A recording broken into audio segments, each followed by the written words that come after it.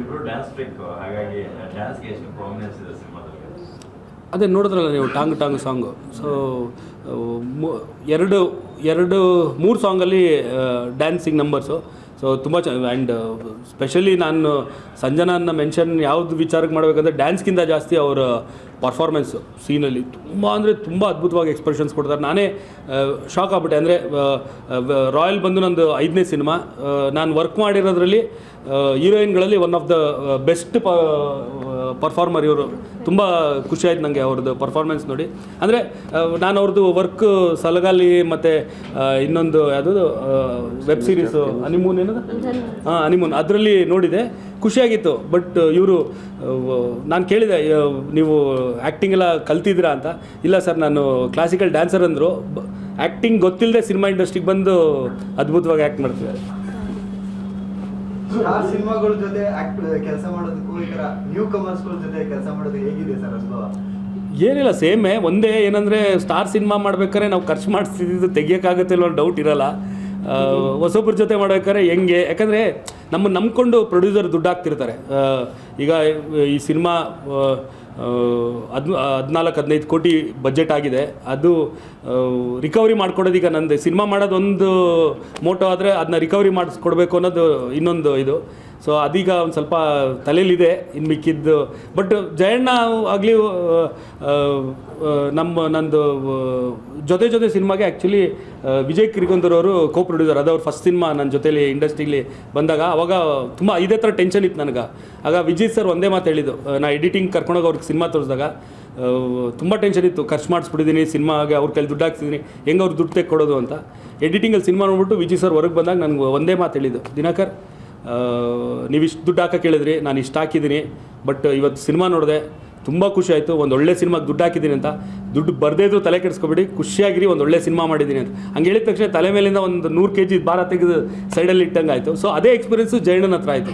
ಸಿನಿಮಾದ ಎಲ್ಲನೂ ಕಂಟೆಂಟು ಬೋಗಣ್ಣಂಗಾಗಲಿ ಜಯಣ್ಣಂಗಾಗಲಿ ತೋರಿಸ್ದಾಗೆಲ್ಲನೂ ಅವರು ಹೇಳ್ತಾ ಇದ್ದ ಮಾತು ಕೇಳಿದಾಗ ಒಂದು ಸ್ವಲ್ಪ ಏನೋ ಅವ್ರಿಗೆ ಈ ಸಿನಿಮಾಯಿಂದ ದಿನಕರ್ ದುಡ್ಡು ತೆಗೆಸ್ಕೊಡ್ತಾನೋ ಖರ್ಚು ಮಾಡಿಸ್ತಾನೋ ತೆಗೆಸ್ಕೊಡ್ತಾನೋ ಎಲ್ಲೋ ಡೌಟ್ ಅವ್ರಿಗಿಲ್ಲ ಅಂತ ಅನಿಸ್ತಾ ಇತ್ತು. ಸೊ ಅದೊಂದು ನೆಮ್ಮದಿ ಇದೆ. ಅದಕ್ಕೆಲ್ಲ ನೀವು ಸ್ವಲ್ಪ ಜಾಸ್ತಿ ಸಪೋರ್ಟ್ ಮಾಡಬೇಕು ಸರ್. ಸಿನಿಮಾ ಟೈಟ್ಲು ಕೂಡ ರಾಯಲ್, ಬಜೆಟ್ ರಾಯಲ್ ಆಗಿದೆಯಾ? 100% ಸರ್. ಸರ್ ಯೋಚನೆ ಮಾಡಿ, ಒಬ್ಬ ಸೆಕೆಂಡ್ ಸಿನಿಮಾಗೆ 15 ಕೋಟಿ ದುಡ್ಡು ಹಾಕಿದ್ದಾರೆ ಅಂದರೆ ಯಾವ ರೇಂಜ್ಗೆ ಇರುತ್ತೆ ಅಂತ.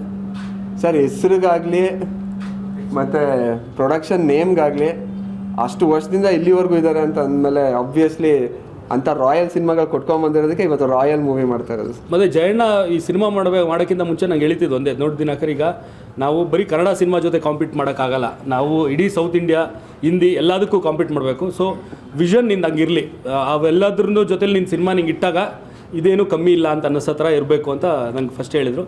ಸೊ ಅದೇ ಥರ ಮಾಡಿದ್ದಾರೆ. I mean support. ಸರ್ಪ್ರೈಸಿಂಗ್ ಕ್ಯಾರೆಕ್ಟರ್ಗಳಿದೆಯಾ ಸಿನಿಮಾದಲ್ಲಿ? ನೀವು ಹೇಳ್ಕೊಳ್ದೆ ಇಲ್ಲದಿರೋದನ್ನ ನೀವು ಕೇಳಿದ್ರೆ ನಾನು ಹೇಳ್ತೀನಿ ಅಂತ ಯಾವ ಕಾನ್ಫಿಡೆನ್ಸಲ್ಲಿ ಕೇಳ್ತಿದ್ರೆ? ಸಿನಿಮಾ ನೋಡಿ, ಸರ್ಪ್ರೈಸಸ್ ಅಂತೂ ಇದ್ದಾವೆ ಫಸ್ಟಿಂದ ಲಾಸ್ಟ್ವರೆಗೂ. ನೀವು ಹಿಂಗಾಗುತ್ತಾ ಅಂದರೆ ಹಂಗಾಗಲ್ಲ, ಬೇರೆ ಆಗುತ್ತೆ. ಅಕಸ್ಮಾತ್ ಏನಾರು ಆಯಿತು ಅಂದರೆ ದಿನಕರ್ ಲೆವೆಲ್ಗೆ ನೀವು ಯೋಚನೆ ಮಾಡಿದಿರ ಅಂತ ಅಂದ್ಕೊಳ್ಳಿ. ಅಲ್ಲ, ದಿನಕರ್ ಆಸ್ ಅ ಡೈರೆಕ್ಟರ್ಗೆ first of all Dinakar as actor ಇಷ್ಟ ಇಲ್ಲ. ಸೊ ನನ್ನ ಡೈರೆಕ್ಷನ್ ನಾನು ದಿನಕರ್ ಕೈಲಿ ಆ್ಯಕ್ಟ್ ಮಾಡಿಸ್ತೀನ. ನೀವೆಲ್ಲ ಸಾಂಗ್ ನೋಡಿದ್ರಾ ರಿಲೀಸ್ ಆಗಿರೋದು? ಈಗ ಅದಕ್ಕೆ ನೀವು ಹೇಳಿ, ಏನನ್ನಿಸ್ತು ಸಾಂಗ್ ನೋಡಿದ್ರ? Thank you. ಇಲ್ಲ, ಇನ್ನೂ 2 ರಾಯಲ್ ಸಾಂಗ್ಗಳಿದ್ದಾವೆ, ಅದು ಬರ್ತವೆ. ಪ್ರಚಾರ ಏನು ಪ್ಲಾನ್ ಮಾಡಿದ್ದೀರಿ ಹೇಳಲೇ ಇಲ್ಲ ಸರ್. ಇವಾಗ ರಾಯಲ್ ಟು ರಾಯಲ್ ಸಿಟಿ ಅದು ರಿಲೀಸ್ ಇದೆ ಸರ್. ಅದು ಸ್ಪೆಷಲಾಗಿ ಪ್ಲ್ಯಾನ್ ಮಾಡಿದೆ. ಅಂದರೆ ಬೇಸಿಕಲಿ ದಿನಕರ್ ಸರ್ ಮೈಸೂರು, ನಾನು ಮೈಸೂರು. ಸೊ ಇಲ್ಲಿಂದ ಒಂದು ಜರ್ನಿ ನಮ್ಮ ಹೋಮ್ ಟೌನ್ಗೆ ಹೋಗ್ತಾ ಅಲ್ಲಿಂದ ಬಂದಿರೋ ಜರ್ನಿ ಮಾತಾಡಿಕೊಂಡು ಅದರಲ್ಲೂ ನಿಮ್ಗೆ ಸರ್ಪ್ರೈಸ್ಗಳಿದ್ದಾವೆ. ಅಂದರೆ ಎಲ್ಲೂ ಎಕ್ಸ್ಕ್ಲೂಸಿವ್ ಆಗಿ ಎಲ್ಲೂ ಹೊರಗಡೆ ಇವತ್ತಿಗೂ ಹೇಳ್ದಿರೋ ವಿಷಯಗಳು ಅಲ್ಲಿ ಮಾತಾಡಿದ್ದೀವಿ. ಆ್ಯಂಡ್ ಸರ್ದು ಹಳೆ ನೆನಪುಗಳು ಮತ್ತು ನನ್ನ ಹಳೆ ನೆನಪುಗಳು. ಆ್ಯಂಡ್ ಅವ್ರ ಜನ್ರೇಷನಲ್ಲಿ ಅವರೆಲ್ಲ ಹೋಗಿ ಏನೇನು ಮಾಡಿದ್ರೆ ನನ್ನ ಜನ್ರೇಷನ್ ನಾನು ಹೋಗಿ ಎಲ್ಲ ಏನು ಮಾಡ್ತಾಯಿದ್ದೆ.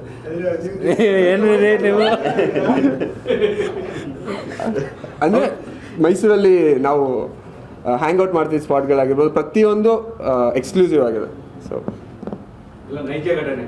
100% ಸರ್. ಅಂದರೆ ಮೈಸೂರಲ್ಲಿ ನಮ್ದು ಒಂದಷ್ಟು ಫೇವ್ರೆಟ್ ಪ್ಲೇಸ್ಗಳಿರ್ತವೆ.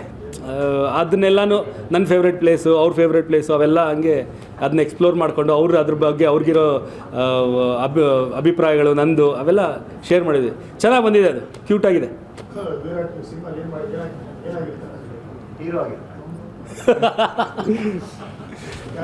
ಸರ್ ಅಂದರೆ ಈ ಮೂವಿಯಲ್ಲಿ ಫಸ್ಟ್ ಟೈಮ್ ಕಮರ್ಷಿಯಲಿ ನನ್ನ ಪ್ರೆಸೆಂಟ್ ಮಾಡ್ತಾ ಇದ್ದಾರೆ. ಅಂದರೆ ಒಂದು ಆ್ಯಕ್ಷನ್ ಎಂಟರ್ಟೈನರ್ ಆಗಿ ಮೂವಿಯಲ್ಲಿ ಪಕ್ಕ ಒಂದು energetic character sir. Heavy entertainment ಅಂತೂ ಇದೆ ಕ್ಯಾರೆಕ್ಟರಿಂದ. ಆ ಕ್ಯಾರೆಕ್ಟ್ರಲ್ಲೇ ತುಂಬ ಸರ್ಪ್ರೈಸ್ಗಳಿದೆ ನನಗೆ. ಇಲ್ಲೇ ಹೇಳ್ಬಿಟ್ರೆ ಸರ್ಪ್ರೈಸ್ ಹೋಗ್ಬಿಡುತ್ತೆ ಸರ್. ಸೊ ಆದಷ್ಟು ಬೇಗ ಟ್ರೈಲರ್ ನಿಮ್ಮ ಮುಂದೆ ಬಟ್ ತೋರಿಸಿ. ನಿಮಗೆಲ್ಲ 100% ಮಜಾ ಅಂತೂ ಬರುತ್ತೆ. Waiting sir, sir waiting.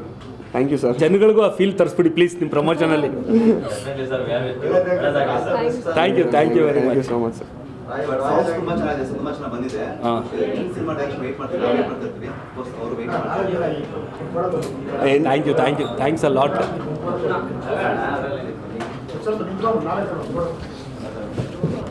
ಮಾಡ್ತಾರೆ.